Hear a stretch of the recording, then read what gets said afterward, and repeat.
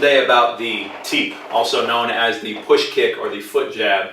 It's a technique that's very simple in theory.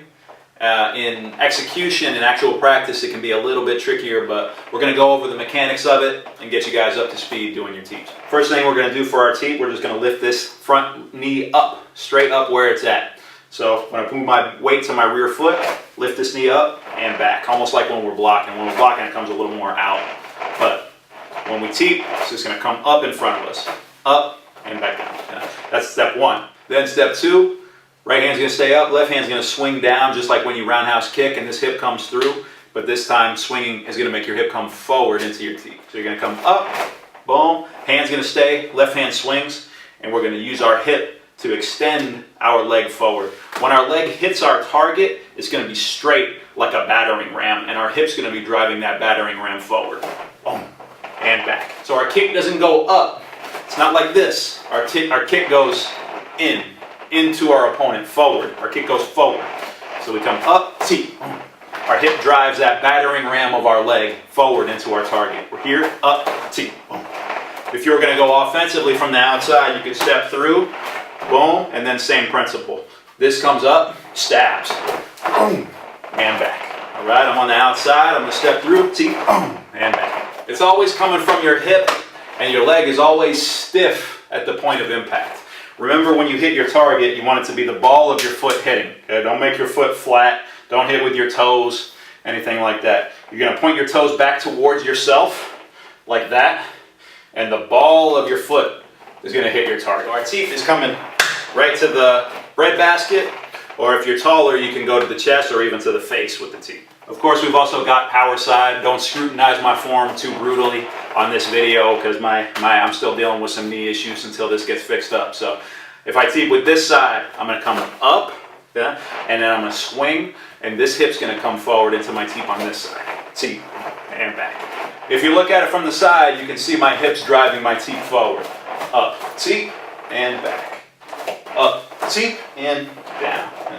Or power side, up, Teep, and down. Up, Teep, and down. If I wanted to go offensive Teep, and you were going to watch it from the side, watch my hips come forward and my leg be stiff at the point of impact.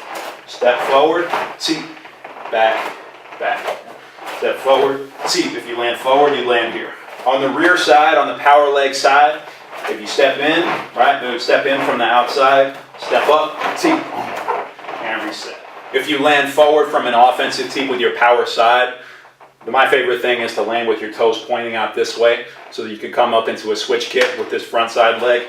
So you would step in from the outside, come up, Teep, boom, land, but don't land here. Land with your toes pointing out, and then you can come up into a switch kick. Step it in, Teep, land, kick, and reset. Mechanically, something that's very easy to forget to do is to come up, out, and down. Okay? It's very easy to go, well, I'm going to kick there, I'm going to raise it up and kick there. The reason why we can't do that is because our acceleration comes from coming up and then forward. That's where our power in our Teep comes from. If we lift our leg up like this, I have nowhere left to kick. Kick is going to come from my foot going like that. So I need the acceleration of my leg straightening out from bent in order to Teep properly. A great drill to make sure that you're doing your Teeps properly is to place a chair or something like this in front of you. Some object that's going to make sure that you're getting your Teep up to the right height, and also to make sure that you're not lifting your leg up in front of you like that. Make sure that you come up, Teep, and down. Up, Teep, and down. It's also going to make sure that you're not dragging after and landing on here. It's going to make sure that after you Teep, you retract your leg and come back down into your proper stance. I can do power side too. Again, don't judge my form too brutally. This knee is bothering me, so I come up, Teep, and down. Up, Teep, and down. So of course, we say this countless times through all of these videos, but your best environment to train is going to be with an experienced professional who can walk you through and can give you pointers as you're perfecting your techniques and you're getting better at them. But this here is a drill that you can do on your own at your house, right? You don't even need a mat. You can do it on the carpet barefoot. Set up a chair in front of you and make sure that your Teep is achieving its height. And make sure that you're pushing with your hip on your Teep. So you come up, hip, back, and back. Up, hip, back, and back. A lot of the time you'll hear trainers and coaches saying that teeps can beat everything or something to that effect. What they mean by that is our teep is actually our longest attack. So we think of all of our attacks as having a certain length. Straight punches have the full length of my arm, right? My hooks don't have quite as much. My hooks can only be about that long. That would be a real long hook. My roundhouse kick would be that long, but it's only to my shin because this is the part that I want to land on my opponent.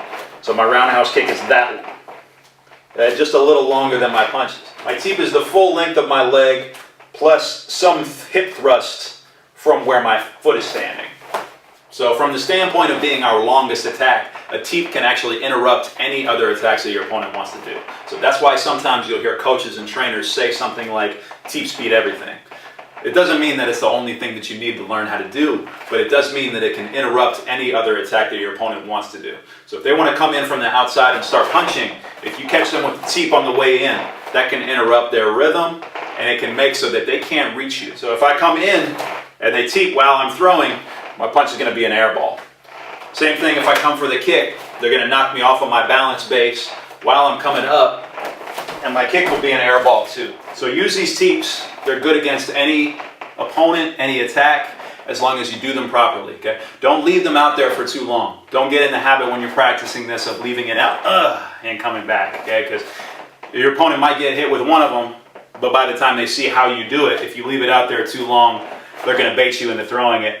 They're going to grab onto it, and they're going to either dump you or they're going to pull you through off balance and start hitting you, wailing on you. Make sure that you're snapping it out and back. If you want to use it offensively, right, I'm a good distance away from my opponent. All right, I'm going to step through, maybe I'll land forward into my stance again. All right, go and cut.